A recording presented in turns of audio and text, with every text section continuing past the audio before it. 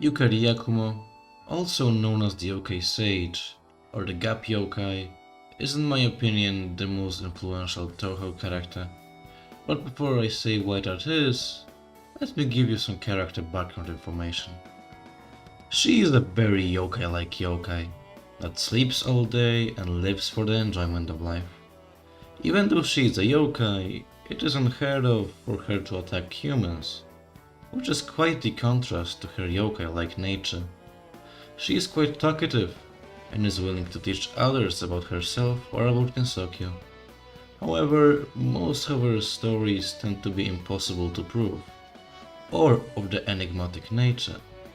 A great example is shown in Cajun Lunatic Renegade, when she tells Ran a hypothetical story of a yokai that was able to connect the earth and the moon using the full moon. It's quite obvious that she refers to herself. She tends to achieve most of her goals by manipulation of others and through manipulation of events. Her affinity towards the usage of Shikigami is a great reflection of that trait. Although I'm saying that she tends to make others do her bidding, I want to make it very clear that if she wanted to, then she probably could do almost anything by herself, because of how strong she actually is. And I will explain her immense strength a bit later. Yukari possesses superhuman intellect. Her wisdom is especially prominent when talking about numbers and equations. It is stated by Ran Yakumo that she herself isn't even close to comprehending Yukari's great intellect. And that is especially impressive knowing that Ran was able to calculate the width of the Sanzu River. And the Sanzu River is the river that separates this world and the next. The funny part is that this river doesn't have a fixed width. Rather, it is infamous for extending to extreme distances under certain circumstances. And now to talk about her relations with others. Throughout all of Touhou, we can clearly see Yukari interact with Reimu, as she has a very close tie to the Hakura Shrine Maidens. The first appearance of Yukari was in PCB, although it is implied that they were associates even before that event. As a friend, she often visits Reimu at the Hakura Shrine. Yukari steals food from Reimu in perfect mental strict sense, stays at Reimu's shrine for at least a month into the winter in Curiosities of Lotus Asia, and is among several characters when Reimu complains about yokai visitors to her shrine in Wild and Horned Hermit. She sometimes visits to discuss philosophical matters like in Seasonal Dream Vision or Strange and Bright Nature Deity, where she gave Reimu out-of-season tarot roots from the outside world, asking her to think about their meaning. Additionally, she acts a bit like a mentor to Reimu, as she often teaches Reimu about Gersokyo or how to do her Shrine Maiden job properly.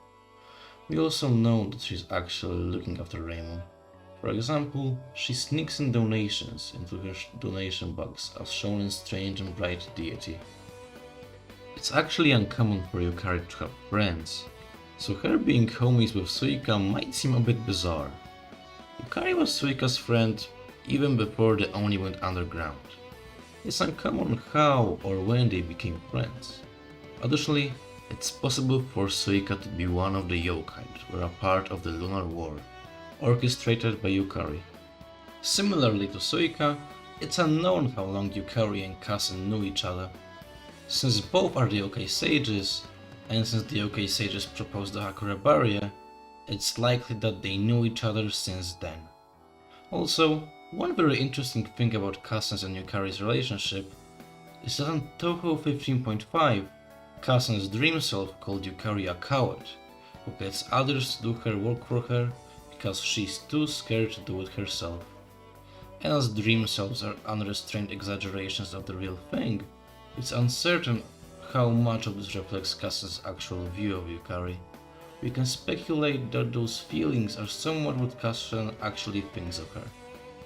This one specifically, I find quite interesting. Her relationship with Ran, her Shikigami. An interview in Bohemian Archive in Japanese Red with Ayasha Meimaru implies that she became Yukari's Shikigami because of the power it promised, and is quite satisfied with the result, despite losing her freedom. Before reading Cage Lunatic Renegade, I never actually noticed how Yukari treats Ran, as she treats her like an item, or more accurately, a computer, for that is what Shikigami are.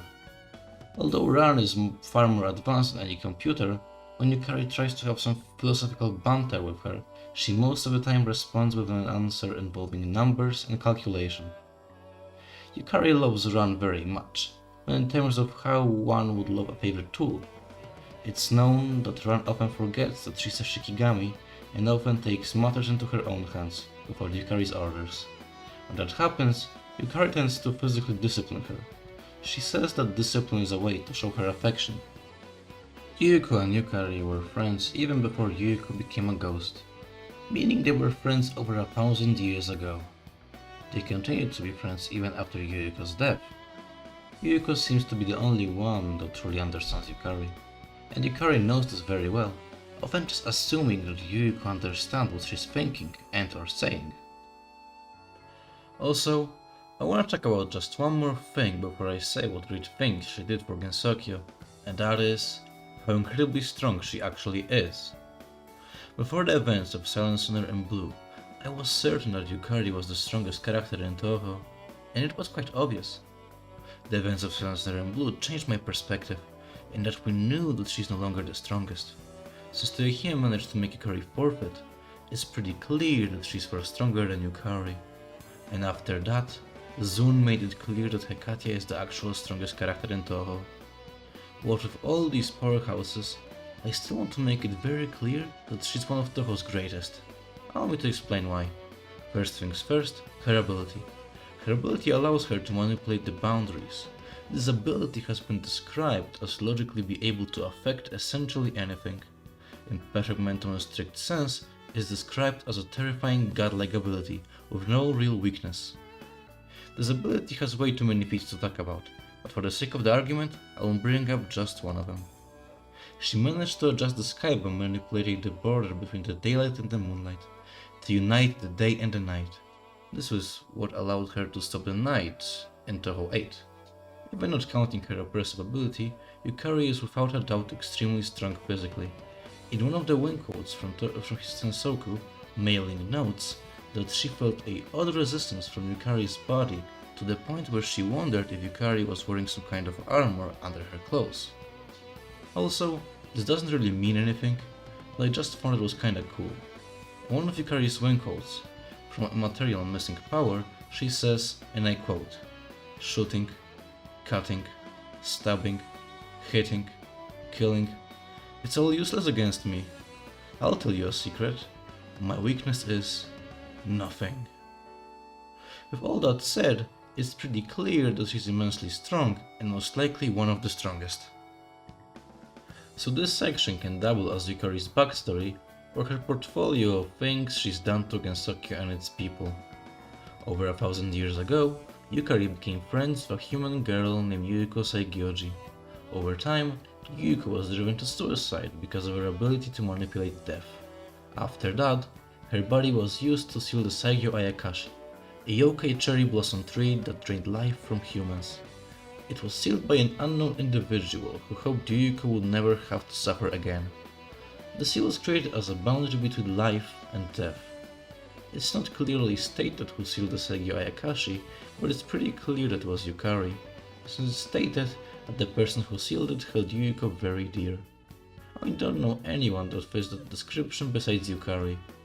Also, Yukari knew that Yuko's body was sealing it, so that supports the theory of it being Yukari. Also, over 1,000 years ago, Yukari organized an army of yokai and led them in an invasion of the moon. Yuko was present for it, so we know that the Saigyo Ayakashi incident happened prior. Publicly, it's known that the reason for the invasion was to take Lunarian's superior source of power, which was infinite. Well, all that said, the yokai could destroy Lunarians, seeing as they are way weaker than them. They are forced to retreat to Earth. Yukari says that the purpose of that was to take Lunarian's power source, but I and many others think that her true reasoning was to teach the yokai a lesson about starting wars. After that, no yokai attempted to expand beyond Gensokyo. Also, One of the effects of the Lunar War was that the humans became more aware of Yukari's power, potentially making them more afraid of her. Yukari was most likely the creator of Gensokyo that we know today. Back in the day, Gensokyo was just a random spot deep in the mountains in the middle of nowhere. Yukari planned to create a boundary of illusion and reality around Gensokyo, making a new world. What that meant was that all the yokai that were growing weaker in the outside world could now flock into Gensokyo, which was a perfect place for them to thrive in. All that was called the Yokai Expansion Project, also known as the first boundary between inside and the outside. The second one is far more known. It's called the Great Hakura Barrier, which completely blocks off the contact with the outside world. It's never been stated by Yukari that she is the true creator of the barrier, but since it's known that the yokai sage suggested its creation, it's believed that Yukari is its creator, or at least one of its creators. Supporting that is the fact that Reimu referred to Yukari as the creator of the Hakura Barrier when explaining its properties to Kasan and Marissa in Wild and Horned Hermit. While editing this video, I noticed I didn't mention Yukari most likely being responsible for the creation of the spellcard rules. I'm not going to start explaining it, but I just needed to mention it since it's extremely important. So just keep that in mind when listening to the next bit. In conclusion, since Yukari is the creator of today's Gensokyo, it makes sense for her to care about it, but she had to care about yokai in the first place in order to create it. Yukari is heavily misunderstood because of her very suspicious and difficult to understand actions. All in all, that is why I believe for her to be the most influential touhou character. Also, I hope that some people might start seeing her in a brighter light because of this video. Thank you anyone for watching this video, it means a lot. Also, I would like to thank everyone who watched the last video. It also means a lot to me to see people watch it. I was kind of scared that it would be no one would watch this, but thankfully I got my couple views, which is pretty awesome. Also, like to ask, I guess, for any feedback or criticism. I am very aware of my own faults and I'm trying to better myself, I guess, but I would still like to hear others' opinion on my content,